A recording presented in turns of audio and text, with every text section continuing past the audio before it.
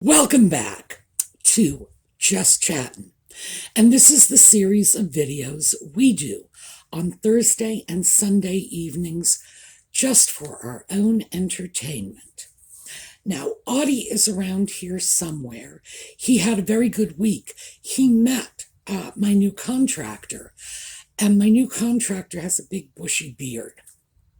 I had no idea Audie was a beard cat. He hopped up on the washing machine, grabbed the guy with both his paws, and just started burrowing his face into this man's beard. I was absolutely humiliated. I'm standing there, and this cat is just, it's like, I want your beard. Turns out the contractor is a cat guy. I think he said he had 11 cats. So he loves cats. He is, in fact, suing a neighbor who stole a couple of his cats. I suppose with 11, you figure they're never going to miss a couple. This guy's a cat lover, so he is just beaming while Audie is attacking his beard. I gotta tell you, my cat is not like other cats. I think there's something wrong with him. You know, it's like you gotta wonder if he got dropped on his little cat head. Anyway, he and the new contractor get along really well, which is going to be very good because Audie is the supervisory cat. Anything goes on around here, and he's right in the middle of it, you know, digging into the toolbox and trying to stick his little face into whatever's going on. And fortunately, he has a receptive audience this time. So, I don't know where he is. He will show up, but that's my Audie story for the week. Today, I thought we would take a look at some of the things that have been released from the new books coming out about the royals. And let me give you this. Katie Nichols' book is The New Royals, and of course, Valentine Lowe's is Courtiers. And so those are the books, and we have 7 bombshells we're going to talk about. So when we come back.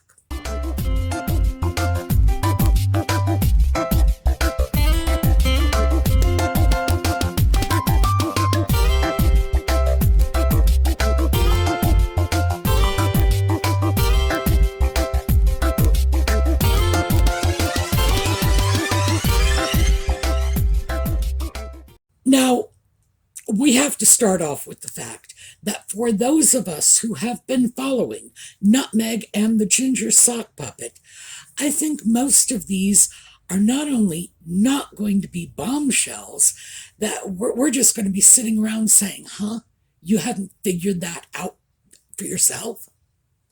So let's take a look at what they are, and we'll just explore them a little. Number 1. Queen Elizabeth was exhausted by Harry and Meghan's shenanigans. Well, we've all been saying that for a long time, that at the end of the Queen's life, after she had lost Philip, and literally starting when Philip was on his deathbed, for heaven's sake, of course, she was going to be exhausted by this. As a woman who had spent her entire life from early childhood right up until her death at very close to 100 years. So we're talking about a woman who spent a century with a sense of decorum and duty and putting the crown and the country first. Of course, this was going to be incomprehensible. Of course, it would exhaust her. She was elderly. I'm very elderly. And that so much of her attention would be wrapped up in this is just, I think we all knew this. Many of us, and I know I was, have been saying, right along for the last year, it's like, give the poor old dear a break. Why would you do this? She is at the end of her life. Of course, she found it exhausting. Who wouldn't? I mean, there are those of us who are a lot younger and a lot stronger who were utterly exhausted by this nonsense, and we didn't even have to deal with it. We just read about it in the papers. So was that a bombshell? I don't think so. I think that was just a given. It's unfortunate that it was confirmed, because at least when we were just saying amongst ourselves, they're exhausting the poor woman, there was a possibility that they weren't. And it's sad that they've just come right out and said that, this is what they did to her at the end of her life. So I'm going to start crying, because that's so sad that it was done to her. So, bombshell, no. This is something we've been talking about for a long time. William and Kate were glad the drama was over when Nutmeg and Ginger stepped back. I'm still trying to work out the difference between stepping back and stepping down. If there is a difference, I haven't figured it out. And frankly, I do speak English, so I got to wonder about that. The drama that was going on for William and Kate while Nutmeg and Ginger were in the UK, just dredging up garbage, acting like prima donnas, abusing their own staff, their shared staff. Of course they would have been glad the drama was over. Who wouldn't? Is this a bombshell? Again, I say no. Mere common sense should be telling us that it would have been a relief, not just to William and Catherine, but to everybody involved. Who wouldn't have been happy to see the back of them? They were out of control.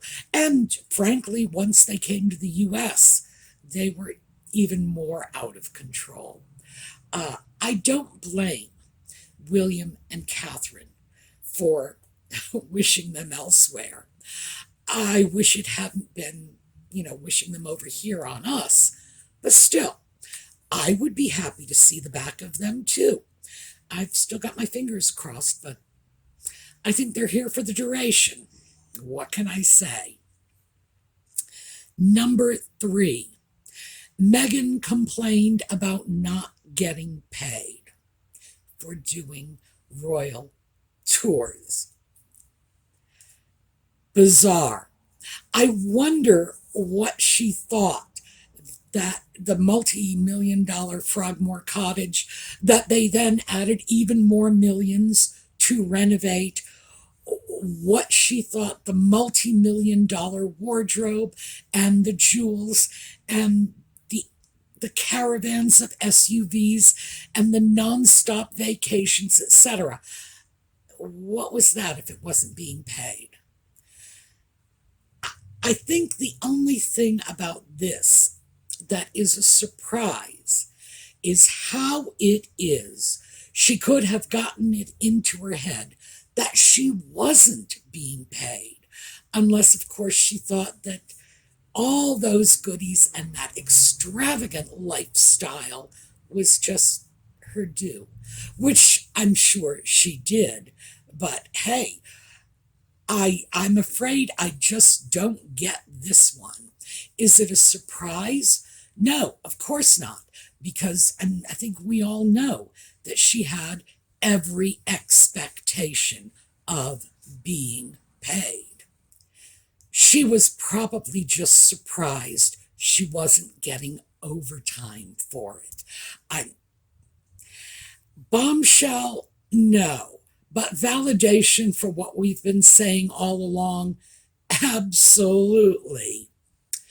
Number 4, William and Kate needed to up their game. So, that is apparently as a result of public appearances with Nutmeg and the Ginger Sock Puppet and realizing how well Meghan handled herself in front of the camera. What would you expect from an actress who's been in front of a camera for her entire adult life? Of course she's going to romance the camera. There are a couple of things about this, though, that I think were unsaid that should have been said.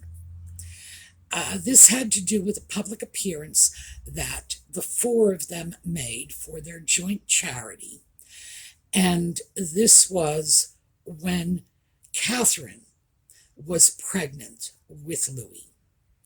And Nutmeg, who every time she has been on camera with anyone, she has done everything in her power to steal as much of the attention as possible. To be in a situation like that with Catherine, who was ill in her pregnancies, she was constantly nauseous. Anybody who hasn't been through that does not understand what it's like to throw up 3 or 4 times a day for 9 freaking months on end. Probably cannot understand the extent to which that really affects your day-to-day well-being. So I think that's something that should have been thrown out there, that it's not that William and Catherine were in their dust. It's simply a question of they were up against a professional. Apparently they realized that, good for them, and there's no question but that in the intervening years, they have upped their game. They have sort of taken it to the next level. Absolutely, they have outshined the Montecito ex-royals. There's no question about that. Bombshell, I don't know. I think it would have been inevitable that under those circumstances, William and Catherine, especially if they're thrown into a situation in which the media is perceiving a competition, would have to sort of kick it up a notch or two.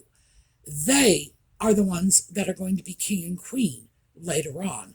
Why should they be in anyone's shadow?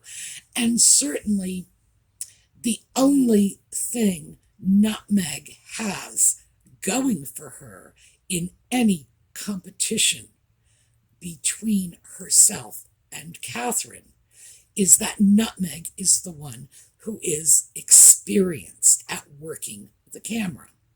Other than that, no, I don't think so. I don't see it. Bombshell, no, I'm not really seeing that. All right, number 5. The staff referred to themselves as the Sussex Survivors Club. Not a bombshell, but again, it's like number 1, with the Queen being exhausted by them. This is clearly something that we all saw coming. It's just sad in a way to see how really bad it was. The staff bullying, and apparently, and this is what's coming out, it was not just Nutmeg. Harry was bullying the daylights out of them too. It was a couple of temperamental, spoiled toddlers just taking their frustrations out on people who really didn't have the ability to, sock them in the jaw. As that kind of behavior is appalling. There's a special place in hell for anyone who treats people who are in a position in which they cannot fight back because, it's their job. It treats them like dirt under their feet. That's awful. I don't even know how to deal with that. That is really, really scary. So, is it a bombshell that's come out of these books? No, because this has been leaked just for 2 years now about the bullying and the confirmation of the bullying and some of the stories coming out. Bombshell, no, but frightening and appalling, and good Lord, this is one of those times where we wish we had been wrong. We wish it had been overstated just for the sake of the people who had to tolerate that abuse. Sussex Survivors Club, oh my, it's frightening to contemplate how awful their work environment must have been when they were all singing the same song, that Nutmeg and the Ginger Sock Puppet were not considerate employers. Okay, this one is interesting, but not a bombshell, and it was sort of inevitable. Apparently, Harry discovered, I assume, that he would become irrelevant when George turned 18. And I'm not sure how he could have been unaware of the fact that he was always sidelined. From the moment he was born, if all went well, William would grow to adulthood, marry, have children, those children would follow after him, and the only thing that would have put Harry into the direct line of succession would have been a disaster. It would have been William's early death. It would have been William's inability to have children. It would have been something very bad. So, from the moment Harry was born, he was on the sidelines. It was inevitable. The idea that this should have ended up troubling him when he's in his 30s it's hard to understand. And of course, this is something that Harry has done to himself. Even though Charles clearly wants to streamline the monarchy, when you look at the fact that, for example, the Duke and Duchess of Gloucester are elderly, no two ways around it, these are elderly people, they are working royals. They will inevitably retire, and probably sooner rather than later. Princess Anne is in her 70s. Now, bless her heart, she'll probably die on the job at the age of 146, and I hope so. I hope she goes virtually forever. But with Charles in his 70s, with Camilla in her 70s, with Anne in her 70s, with Andrew gone, that streamlined royal family still had room for Harry if he had been willing to play nice. Even though the Queen had 4 children, all 4 of them adults, still her cousin, the Duke and Duchess of Gloucester, her cousin Prince Michael of Kent, and even Princess Michael, who should have been sidelined years ago, these were still working royals. They are cousins. So the fact is, there would have been room for Harry, and the passage of time would have taken Anne out. It would have taken the Earl and Countess of Wessex out, in time, of course, because they are young, but in time they would have moved out, and Harry and his children would have had the place that the Duke and Duchess of Gloucester have now. Yes, they would not have been royals in the immediate line of succession.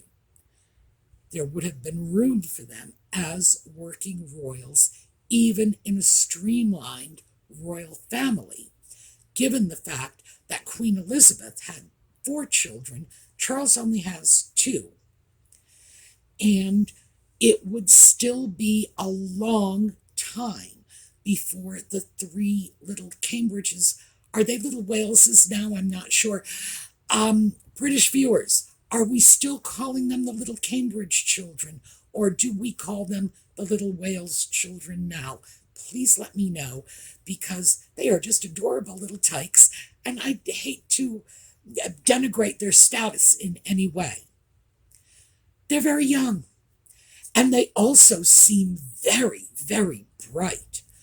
Very young and very bright means, in addition to secondary education, we're talking post-secondary education, possibly graduate school after that, because as I say, they're very bright. And even though the royal family has a tradition of shipping the boys off into the military, you never know how things will change. In my generation, when I was entering adulthood, going into the military was not fashionable. Well, it was the Vietnam War era, not to put too fine a point on it. Yeah, that's how old I am. You would understand if children did not want to go into the military. It wasn't popular at that time. And who knows where the world will be 10 years from now? Who knows where these children will be in terms of their mindset as young adults? The military may not be a viable option for them. They may want to stay in school a bit longer. Who knows? So when George turns 18, no. More like when George turns 26. And even then, we don't know where George is going to end up. Would there have been room for Harry? Absolutely. Absolutely. Because now, when we look at it and say, what is going to happen to the royal family?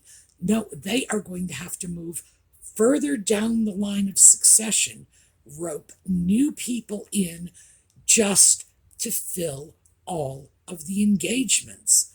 Charles might want a streamlined royal family, but he doesn't want a non-existent royal family. There are still a certain number of jobs. They are going to have to be filled. But Harry is off in the US, so he's not going to be filling them.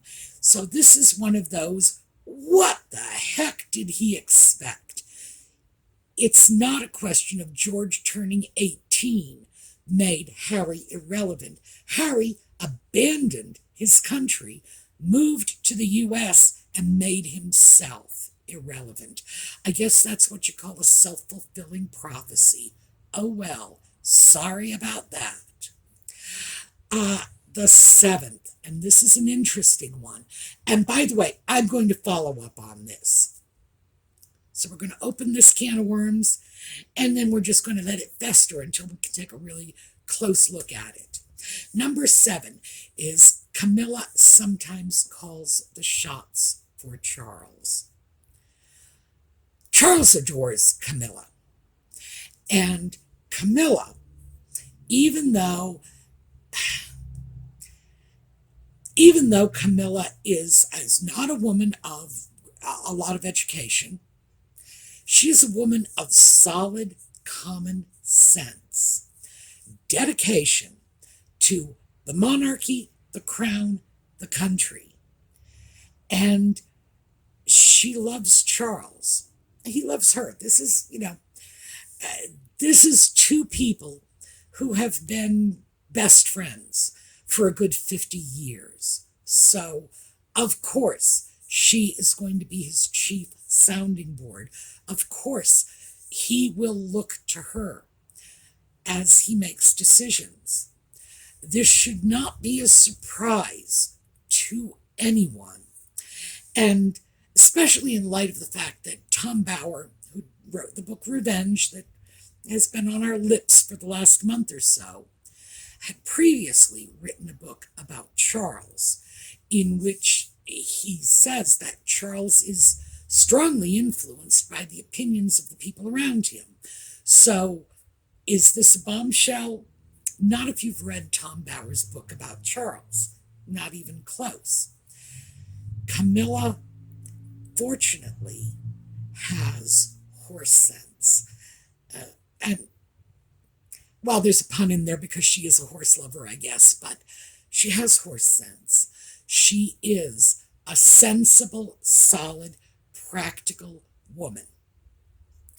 Is she going to steer him wrong? Who knows? Is she going to steer him? Absolutely. This shouldn't come as a surprise to anyone.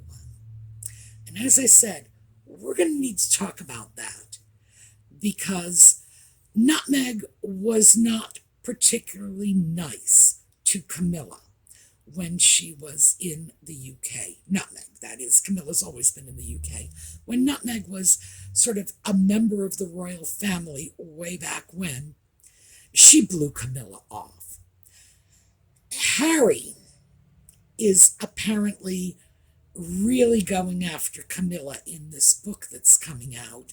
By the way, Harry, if you're listening to this, get your red pencil and start editing those passages out. Because if you think that woman cannot influence your father, oh, you're so wrong. Do not make an enemy of her, because you will regret it. And that's what we are going to talk about next time. So, how much influence does Camilla have? And were the Montecito ex-royals really all that smart for dissing her? Oh, I don't think so. You know what they say about payback, right? All right, that is what I have for you today. The so-called bombshells. We can all congratulate ourselves because these may be bombshells to the rest of the world, but we've known it. We've been saying it all along.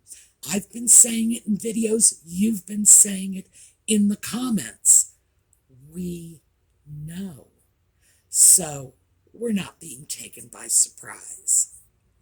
All right, on the way out, let me just tell you that last time I asked for your opinions about whether or not we were going to bring our legal defense fund over to Nate the lawyer.